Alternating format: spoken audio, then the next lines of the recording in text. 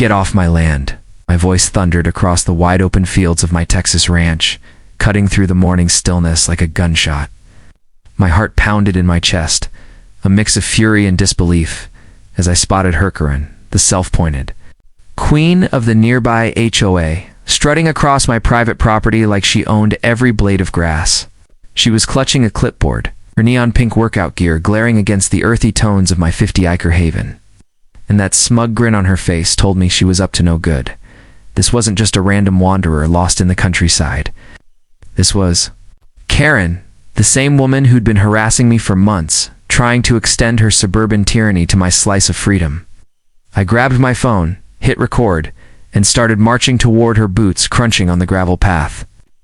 Little did I know, this confrontation was about to spiral into a wild showdown that'd end with cops, lies, and a viral video that'd leave her humiliated. My ranch, nestled in the rolling hills just outside a small Texas town, was my sanctuary. I'd bought it a year ago after years of city life, craving the peace of wide skies, grazing horses, and the soft rustle of wildflowers in the breeze. The property was a patchwork of pastures, dotted with oak trees and a cozy cedar cabin I'd built with my own hands. It was the kind of place where you could hear yourself think, no neighbors breathing down your neck, no rules dictating the color of your barn. But that freedom came with a catch: the gated community a few miles down the road, where Karen ruled as HOA president. Neighborhood, with its manicured lawns and identical McMansions, was a world apart from my rugged retreat. Yet somehow, she'd decided my land was her business. I'd first heard about Karen a month after moving in. A letter arrived, printed on crisp HOA letterhead, politely requesting I beautify my property to align with community standards. I laughed it off. My ranch wasn't part of her HOA, and the idea of beautifying my wildflower, meadow, or weathered barn was absurd. More letters followed, each more demanding than the last. She complained about the noise from my pickup truck, the unsightly stack of firewood by my cabin, even the unapproved red paint on my barn. I ignored them all, figuring she'd eventually give up. But Karen wasn't the giving up type. She was the kind who'd measure your grass with a ruler and fine you for an extra inch. And now, here she was, trespassing on my land, clipboard in hand, looking like she was conducting an official inspection. As I got closer, I could see her scribbling furiously, muttering to herself. She was standing near my horse paddock, where my two mares, Daisy and Luna, grazed peacefully. The no trespassing signs I'd posted along the fence line were impossible to miss, bright red, bolted to every third post, but Karen had clearly ignored them. My blood boiled. This wasn't just a nosy neighbor. This was an invasion. "Karen," Boy. I called out, holding up my phone to make sure she saw I was recording. "What the hell are you doing on my property?" Her head snapped up, and for a split second, I saw a flicker of surprise in her eyes, but it vanished quickly, replaced by that infuriating smirk. "I'm inspecting your land." She said, her voice dripping with condescension. She waved her clipboard like it was a royal scepter. "This place is an eyesore, dragging down our community's property values." I was floored. My ranch an eyesore. The wildflowers swaying in the breeze, the horses flicking their tails, the rustic barn that had stood for decades. It was beautiful in its own right, a far cry from her sterile cul-de-sacs. "You're trespassing," I said, pointing to the signs. "This is private property, and you have no right to be here." Karen didn't even blink.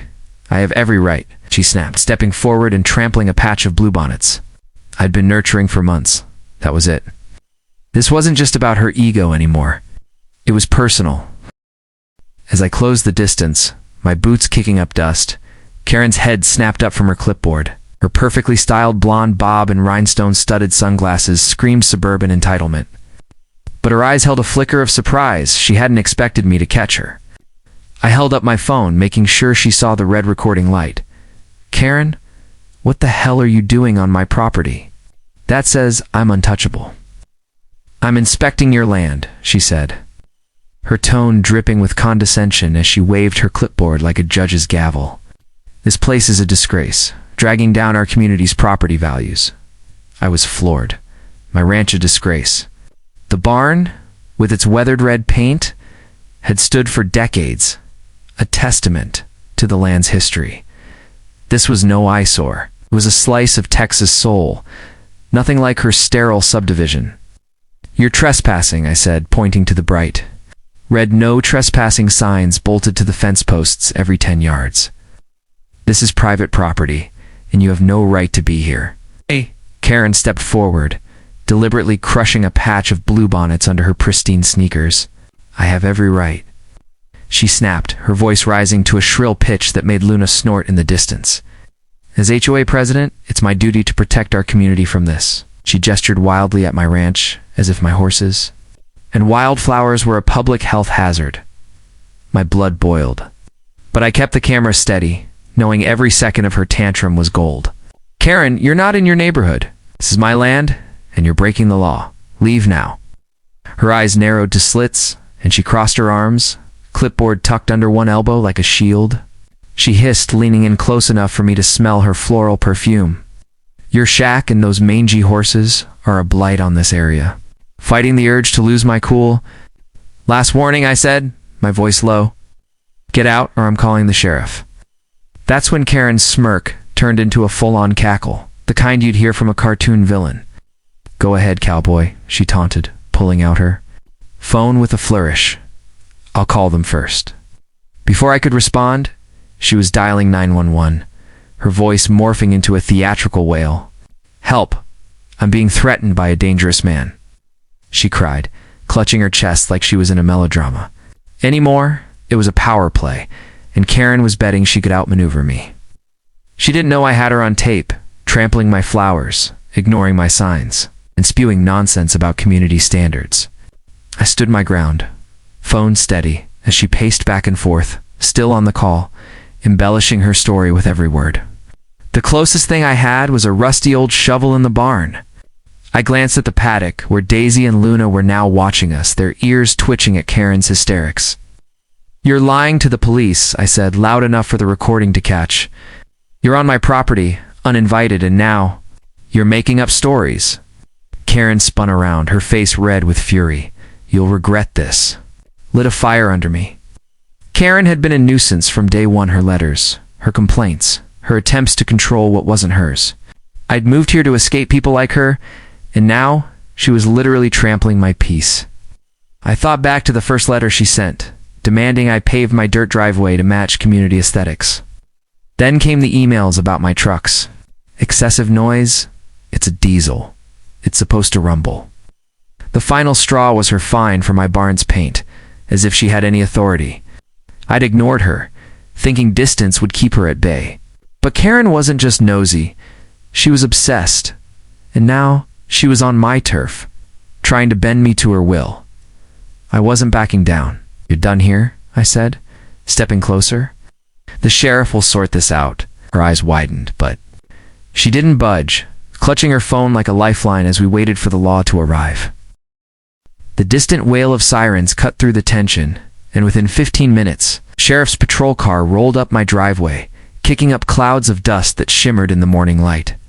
My horses, Daisy and Luna, lifted their heads from the paddock, ears twitching at the commotion. 2 deputies stepped out. Officer Daniels, a grizzled veteran with a weathered face and a no-nonsense stare, and a younger deputy, Officer Carter, whose boyish grin suggested he was already entertained by the scene. Karen still clutching her clipboard like a lifeline sprinted toward them, her sneakers slipping on the gravel. "Officers, thank God you're here," she cried, pointing at me like I was a wanted felon. "This man is harassing me." I was just walking, minding my own business, and he came at me, yelling, threatening to shoot. My jaw hit the ground. Shoot? I don't even own a gun, unless you count the rusty BB gun in my shed, untouched since I was a kid. Stayed calm. Holding up my phone, the recording still running. "That's a lie," I said, loud enough for everyone to hear. "She's trespassing on my property, and I've got it all on video." Officer Daniels raised a hand, signaling for silence. His eyes, sharp and assessing, flicked from Karen's flushed face to my phone. "All right, let's hear it," he said, his voice low and gravelly, like he'd dealt with 100 Karens in his career. "What's going on here, sir?" I took a deep breath, keeping my tone steady.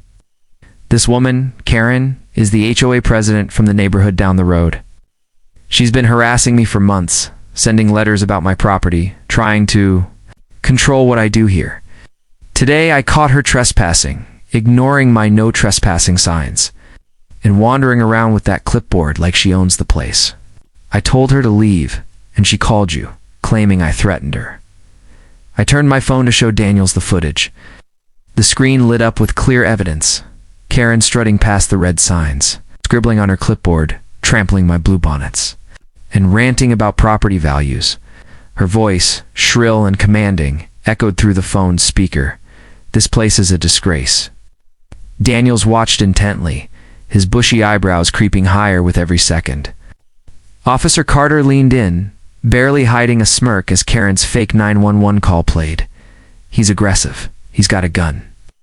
When the video ended, Daniels handed my phone back, his expression unreadable, but his eyes locked on Karen. "Ma'am," he said, turning to her, "is this true?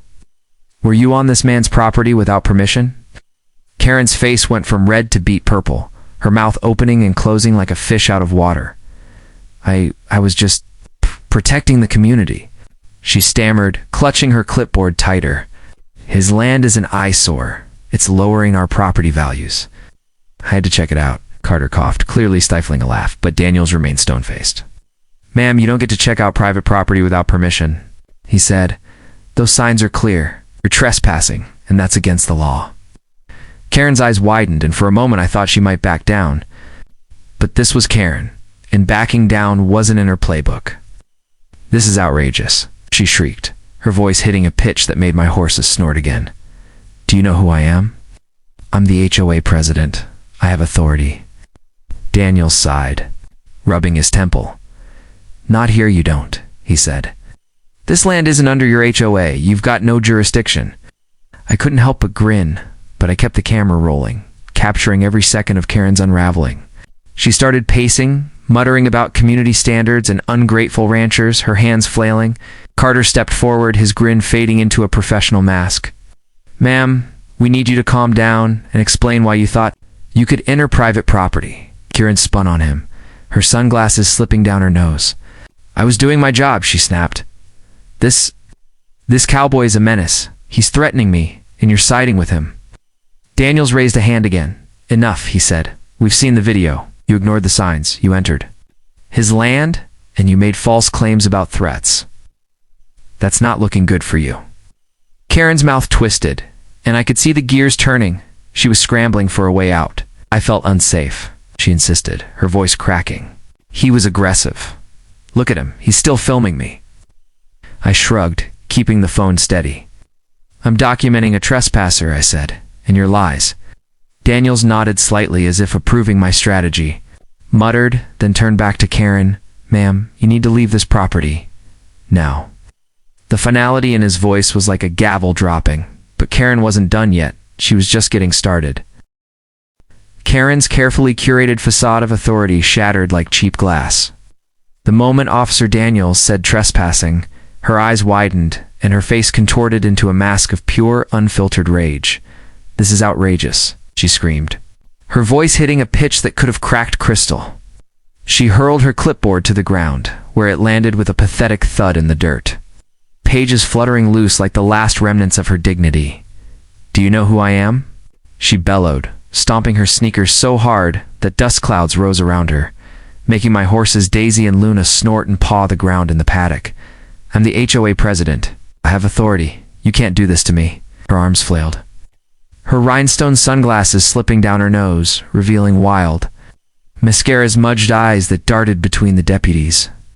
Me and the open sky, as if she expected backup to parachute in. Officer Daniels, unfazed, crossed his arms, his weathered face a study in calm authority.